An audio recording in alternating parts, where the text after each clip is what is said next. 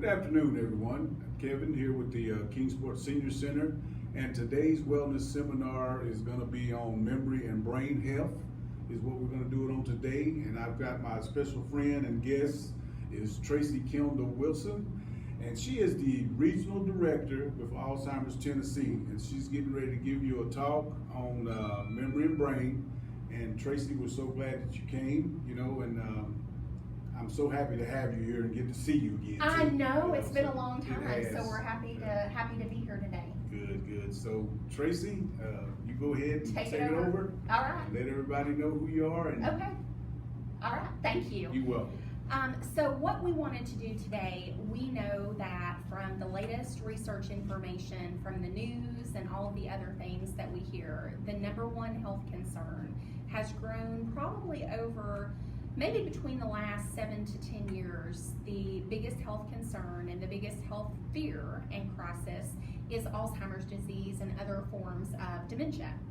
And so a lot of people, like anything else, right, want to know, what can I do to decrease risk as I age, and what is something that would be kind of considered a little bit normal. So I think before we know how to fix something or how to prevent something potentially, we need to know what we're truly looking at. So one of the things that I always like to make sure to put out there is dementia is not a normal part of aging. So over the past 21 years, we talked to a lot of people, and the numbers of individuals that will make a statement that sound a little bit like this is astounding. So she's 85 or he's 92. And what the end of that statement sounds like is, so this is something that's normal, forgetting names, forgetting maybe where she's going. And so we want to talk for just a second about what are some of the quote unquote normal things. So I'm going to start off by asking 3 questions. So number 1, do you ever misplace your car keys? So we know a lot of people probably do that. I do that on a daily basis. I try to install a hook at my house, and then sometimes I forget to hang them on the hook, and then I'm looking for them the next morning. So do we ever misplace something? If not car keys, then is it the piece of paper that we put up for safekeeping and it's so safe we can't even find it? Yeah. All right, question number 2. Do you ever go to the grocery store or any store to buy, let's say, 5 things, and you make a list, you leave your list at home, so you try to go from the list of 5 things, and you walk out without all of those things? All right, so we do that. And question number 3, do you ever walk into a room at your own home, and by the time you get in there, you're thinking, what the heck did I come in here for? Now, it could be somewhere like the bathroom, and there are very few things that we do in there, but we forget. So we forget things, we misplace things, and we become a little bit disoriented in places that should be extremely familiar to us. So if we look at the top 10 warning signs of Alzheimer's disease, those are within the top 10. Now, a lot of people think that Alzheimer's disease, other types of cognitive impairment are just to be expected as a person gets older. We know that that's not true.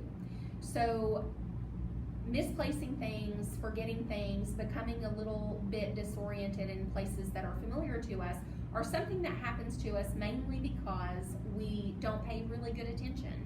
So we suffer from something called benign forgetfulness, and that means that while we are focused on what we're going to pick up to make for dinner or what we're going to the kitchen for, that our brain is also thinking about the laundry we have to get done, that we didn't get the mail, that we need to call someone back, that we need to take out the garbage before 2 o'clock on Saturday, which I don't know if any garbage services that come in, that was a bad example. Maybe during the week, that might be a better thing.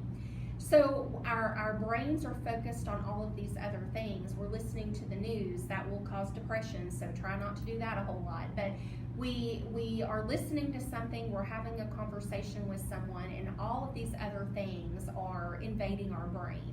And our brain, although it's extremely amazing, it can only handle a couple of pieces of information at a time, between 5 and 7, until it kind of transfers to another area of memory. So when we've got those thoughts in there and all of these other thoughts just kind of assail us, we're not going to be able to remember things as well. I'll never forget, several years ago, I got a call from a woman who was very upset because she couldn't remember names.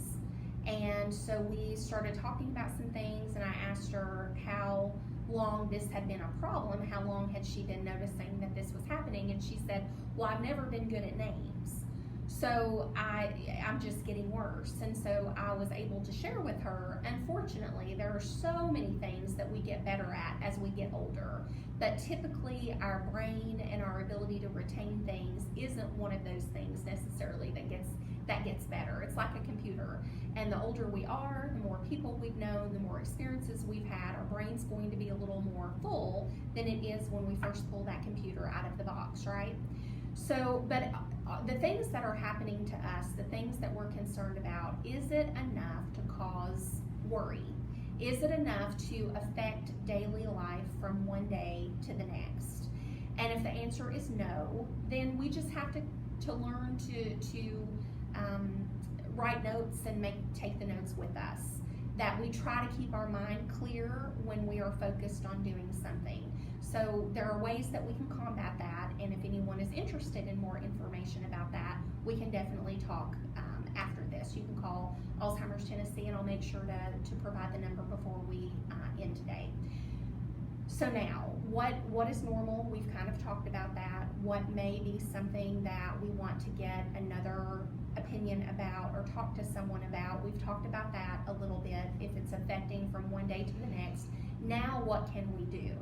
So I want to start this portion by saying 100%, with 100% accuracy, we know that this doesn't work for everyone. We know that genetically sometimes individuals are predisposed, younger individuals with a family history. So this is not to say if we didn't do all of these things, then we cause something to happen, or if we do them all, something may not happen. This is just the newest amount of research and what we can do to potentially prevent or lower risk. One is, what kind of sleep are you getting? That's a big one. When I tell a person that it's 7 to 8 hours, typically I get laughed at because I don't sleep 7 to 8 hours. The latest research, which was presented at our annual research symposium that was online this year because of the wonderful global pandemic that we're all going through right now, showed that the buildup of plaque on the area of the brain that contributes to Alzheimer's disease is greatly inflated after just one night of inadequate sleep. That's not good. That's not good. So then multiply that by weeks, multiply that by months, and in some instances multiply that by years. Not good. So we need to get our sleeping under control. If we have sleep apnea, those types of things, we need to get a sleep study and we need to get that under control. Sugar, we have learned, leads to something called leaky gut syndrome, which can cause brain inflammation, which then we think perhaps is a precursor to Alzheimer's disease. So that is something, the white kind of granulated sugar and those types of things, another thing to look at. Green leafy vegetables, the MIND diet, which is a combination of the Mediterranean and the DASH diets, are something that shows the greatest incidence of decreased risk of Alzheimer's disease and other cognitive impairments, vascular dementia. You can find out a lot of information on that by Googling DASH diet. It's limited, of course, in sodium and dairy, believe it or not. And so you think about the Mediterranean region, all of those oils and those colors, that is where most of the research is leaning. A lot of people want to know about activity books, crossword puzzles, or Sudoku puzzles, or find words. Those are actually really good. What they are showing, or what a lot of the research is showing, is that internet-based or online computer phone-based trivia games and memory games, those types of things aren't quite as good as they thought before. Now, whether that has to do with the inability to help kind of meld the brain and forge those connections, we don't know, or if it's problems with vision or whatever the case may be, but they are showing that the on-paper things that we have to do are much better. And then activity, and as we age, that looks different for everyone. So age is a factor. Our physical limitations are a factor. I know when the senior center is back up and running at full capacity, they have an amazingly wonderful exercise program led by the wonderful gentleman that we saw a little bit earlier. So that's something to definitely make sure that we take advantage of. And last but not least, I know we're going a little long and we've probably lost some people by now. You're just so passionate about this topic, is social connections. And where else can you get a better social connection than the local Kingsport Senior Center? A social connection with other people with shared interests can actually decrease risk. Are you ready for this one? By 50%. That's huge. That's absolutely positively huge. Now, the thoughts behind that are several different research-based reasons that we don't have time to get into today. But trust me, we want to stay connected to other people. Now, if anything that we've talked about has kind of piqued your interest, you would like more information, or you or someone you know is helping to care for an individual living with cognitive impairment, you can reach out to Alzheimer's Tennessee 24 hours a day, 7 days a week through our phone, 423-232-8993, or our website, which is www.alztennessee.org. We have lots of great programs and services. Some revolve specifically around brain health and prevention, and we're here to help any way we can. I hope you have a wonderful rest of the day.